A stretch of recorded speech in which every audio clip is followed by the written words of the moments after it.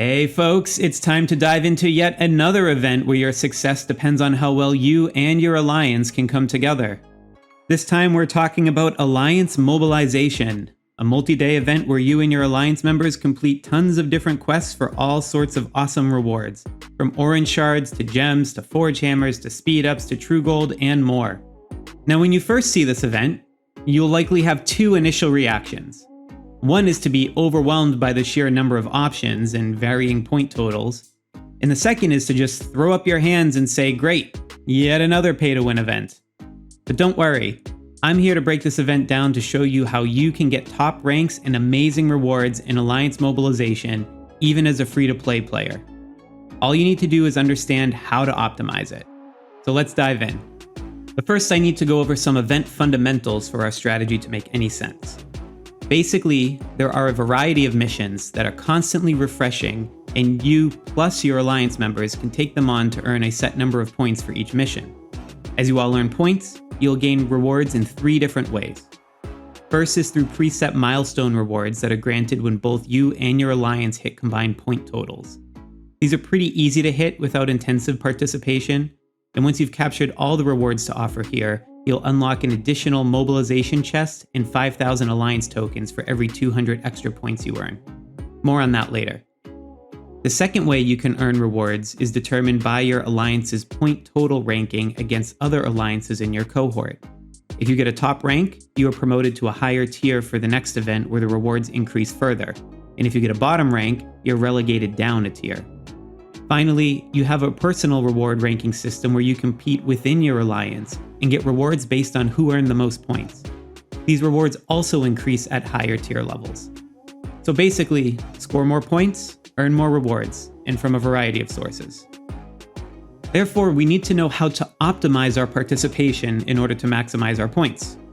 This is especially important because there are a limited number of missions you can complete in a day. You can only attempt one mission until you complete it, and if you abandon a mission, you still lose that attempt. So you generally want to try and avoid it at all costs. There are also exclusive missions that spawn at the top of the panel. These are missions only you have access to, and they give a bonus of 120% or 200% over the equivalent mission points reward. You can only complete a single 200% mission and up to 3 120% missions each day. Don't be fooled by the color. All exclusive missions show up as an orange rarity, even if the bonus is applied to only a blue or purple rarity mission. Fortunately, you can refresh these missions until you get ones that you like, and the refresh will only take 2 or 5 minutes depending on how many you've already completed that day. Refreshing is free, so you ideally want to refresh these until you land on the highest point missions that you are capable of doing. Additionally, you can use gems to purchase additional mission attempts each day. You get a free one, and then they come at an increasing cost within the same day. And while the daily max mission purchase will reset every day, unused missions do carry over into the next day of the competition. This gives you more flexibility to wait and determine when to best use them. So our first optimization question we encounter is, should we buy additional mission attempts? To answer that, let's go back to those Alliance Mobilization chests I mentioned. Each chest contains a 6% chance to drop 1,000 gems and a 40% chance to drop 100 gems. So before counting any of the value of the additional contents, we could expect 100 chests being opened to yield 10,000 gems, which means on average you will get back 100 gems for every chest you open. So as long as we can score 200 points on a mission to get a new chest, we come out ahead when buying a mission attempt for 50 gems. And if we can get 400 points by completing a mission, then we open up 2 chests, which gives us an expected 200 gems back, which means we would break even at buying mission attempts for 200 gems. But then we need to take into account all the other free stuff we get, like potential orange shards, gear experience, speed ups, lucky gear chests, not to mention those 5,000 alliance tokens that come with the chest. As you'll see when I talk about the missions further, it is entirely feasible for even a free-to-play player to consistently get close to that 400 point mark for a single mission, or at least close enough where those other rewards will make up for any slight loss in gems. So I would propose optimal play at whatever spend level involves buying mission attempts for 50 and 200 gems. Now those 1000 gem attempts are a little bit harder to justify. To get those gems back, you would need to complete a mission worth 2000 points for 10 chests. You could only do that if you got the most expensive buy packs mission with a 200% multiple. And if you're using this many mission attempts, you've probably already used the daily 200% bonus mission. Otherwise, it's hard to even get 500 or more points unless you are spending, which means even the chance that those other items might not make up for the amount of gems you come out behind when you consider the opportunity cost of those gems. So I would say generally, it does not make sense to go for the 1000 gem mission attempts except in one case. If it makes a difference between you getting better rewards on the leaderboard, such as using that mission to go from 4th to 3rd at the last second and get 2 extra orange shards, then that right there, that's worth the 1000 gems. Okay, so let's talk a little bit more about those missions and how to choose between them. While there are some choices that I think are better than others, they don't all follow a strict rank order. In fact, I would reframe this entire decision a bit with this Venn diagram. Essentially, we're trying to optimize across 3 vectors. One is scoring the most points, 2 is conserving our resources in the bag for future events, because we'll need those to score points in those other events, and 3 is the time or effort to complete the mission, since we'll be expecting to go through dozens of missions in only a few days to max out those rewards. So our strategy is going to be to prioritize things that satisfy all 3 of these as much as possible, and if we are a free-to-play player, then we want to avoid things that fall outside of that low resources circle as much as possible. So now let me walk through the mission types one by one and share my judgment on what goes where. Let's start off with everyone's favorite, troop training missions. These go right in the center of the diagram. They are the perfect balance between being low resources, easy to complete, and high points relative to other missions of similar rarities. You can get over 400 points for a single one before any exclusive mission bonus. All else being equal, they are some of the best missions that you can get. They should be considered a cornerstone of any free-to-play strategy in this event. And next we have another free-to-play favorite, which is gathering resources. Unfortunately, even the orange rarity version of these missions come in just north of 200 points. It can also take some time to gather tens of millions of resources, so I'm putting it in the bottom circle because you actually do gain resources from this one. Now there is a way to make this slightly quicker to complete. If you have the Bison pet unlocked, then you are probably aware that you can use its ability to instantly collect up to 14 million resources from a resource node instantaneously. But did you know that you can actually do it twice in a row? It's a little known fact, but the cooldown for the ability actually starts when you activate the ability, not when you actually gather the resources. So during Alliance mobilization, I activate the ability as soon as it is available, and I don't gather any resources until I select one of these missions. Then, once I instantly gather the resources, it could be immediately ready to use a second time, because the cooldown's already depleted. This allows me to get up to 28 million resources in a matter of minutes, but due to the cooldown, it can only be done once every couple of days. And if you don't have this cooldown up, then you can always try to do a gathering mission overnight to make it more convenient for your playstyle. And it goes without saying to use your blue heroes when gathering to increase the gathering speed. Also, it's worth noting that gathering stone or iron will complete this mission the same as if it were an equivalent amount of wood or food gathered, so you can focus on whatever resource you actually need. Next we have beast hunting missions. These are doable for a free-to-play player, but may also take some time to complete. It will take 30 beasts to complete the 300-point version of this quest, which is 300 stamina, or 240 stamina if you use a maxed out Diana. But doing 30 beast quests one at a time will still take you quite a while, even if you increase the march speed further with Fahad.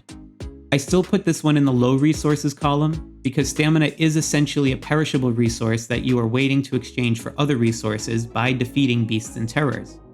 And if you are doing this event concurrently with Desert Trial, getting those challenger pouches and claw shards is one of the best stamina exchanges possible thus far in the game. Now terrors is a bit different. You can get the same points for a terror mission as you can for a beast mission of equivalent rarity. However, the trick with terror missions is that you don't have to lead the rally to get credit. So even the top difficulty of clearing 10 terrors for 300 points can be done extremely quickly and without any stamina expenditure by simply being in an active alliance. So while it's less points than troop training, it is a key part of a free-to-play player strategy since it would be too many speed-ups to do only troop training missions. And honestly, with these 4 missions combined as a free-to-play player, using exclusive bonuses on the right ones and buying extra mission attempts for gems, you can be extremely competitive in this event. While I was recording this, I managed to get 3rd in my fairly competitive alliance doing exactly this strategy and conserving all the resources in my bag. And I also got 74 alliance mobilization chests from it. Now let's talk about speed-ups. There are multiple speed-up missions, but they all have the same minutes of speed-up required per points, whether it's a specific type like research or construction, versus a general speed-up. I put them on the right circle because you can complete them instantly, but only if you have the right resources. However, I don't feel right putting them in the high points circle, and here's why. If I look at troop speed-ups, I just don't like the return on investment you get for them. Even the purple rarity one for only 220 points takes 1,800 minutes, or 30 hours of speed-ups. For those same 30 hours, I can train enough T10 troops to complete 1.5 of the orange troop training missions for 430 points each. So it's suboptimal versus just completing a troop training mission. While one could argue that maybe it makes sense for research or building speed-ups, maybe even a general speed-up that you can mix and match, I would still contend you get a better reward for using that during the appropriate day of a Hall of Governors, Kingdom vs. Kingdom prep, or some other similar event. Only getting 450 points in Alliance mobilization for 5 days worth of speed-ups just really doesn't deliver the same value as you get in those events. So I would say use them if you absolutely need to, but otherwise deprioritize them, even if you are a spender, because there are much more lucrative options here for a spender too. For instance, the best thing a spender can do during this event is buy packs to complete the Alliance mobilization mission, and then save those resources for later events. This allows you to double dip on the rewards you get for being a spender without even needing to spend them here. As one can imagine, buying packs does give the highest points in a single mission. Look, I know whether or not you choose to spend on a game like this is a deeply personal decision, but if this is something you're intending to do anyway, then this at least helps make your spend more efficient. And this one sort of breaks the Venn diagram a little bit since technically money is a resource, but I did want to distinguish that it actually gives you more in-game resources, but it's certainly not free-to-play friendly by definition.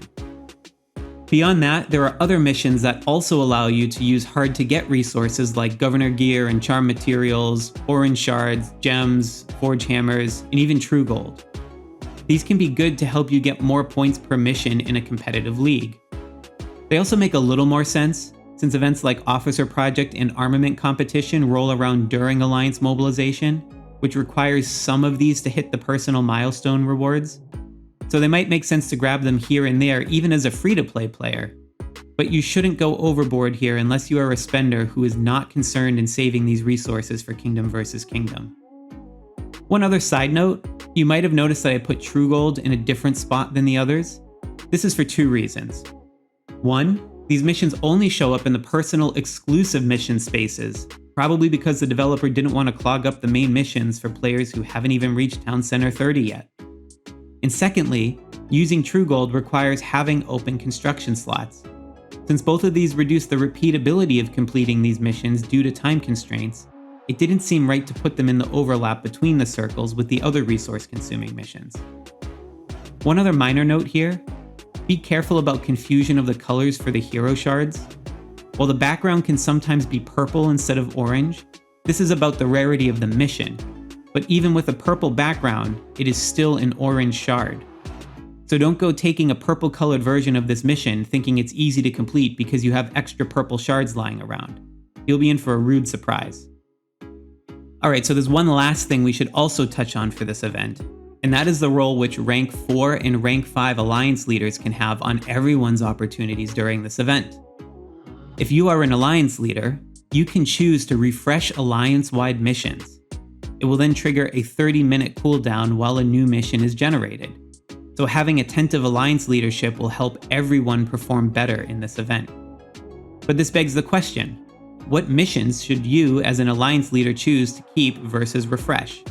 And here it depends a little bit based on the particulars of the members of your Alliance and some judgment calls. So let's break it down. I compiled this chart based on the point values I observed from missions of varying rarities. It's possible I missed one or two since I hadn't seen a complete dataset anywhere, but hopefully this helps you understand the possibilities of what might replace the missions you refresh. Please note that since I only ever saw true gold missions in the exclusive mission windows, these are approximations for their base point totals that I backed into. First, you want to prioritize the missions that free-to-play players can complete, as these will be most in demand.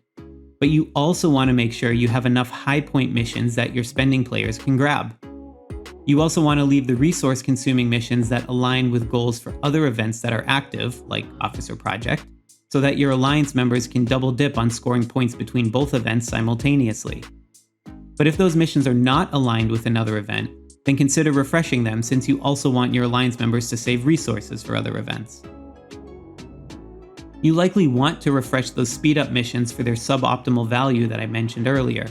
And in general, you should be more willing to refresh blue and purple missions since they give fewer points per mission attempt, which is key to maximizing your Alliance's overall score. Some missions may also be impractical depending on how developed your Alliance is. For example, the Blue Governor Charms mission for 200 points allows you to complete it with just a single level 1 charm. But if everyone in your Alliance already is on level 2 or level 3 charms, then this is a waste because you would be able to complete a higher rarity version for the same resource cost. So I would be more likely to refresh these types of missions the later into the game that I am. With troops, it is similar as well. If I'm completing a batch of tier 10 True Gold troops, then I already have enough points from one full batch to complete a purple mission, so a blue mission might even make sense to recycle, despite troops being a priority mission to have. So basically, use your judgment and be open to feedback from your Alliance as well so you can get the balance right. But now that we've gone through everything you could possibly want to know about Alliance mobilization, you should now be equipped to get top ranks for you and your Alliance when this event comes around. So don't shy away from this event even if you are free to play, and enjoy the extra rewards. And if you like my mission prioritization framework for this event, then hit the like button, and be sure to subscribe to more smart guides, tips, and tricks. There are plenty more of them in my Kingshot Essentials playlist. Thanks again for watching. Happy gaming out there.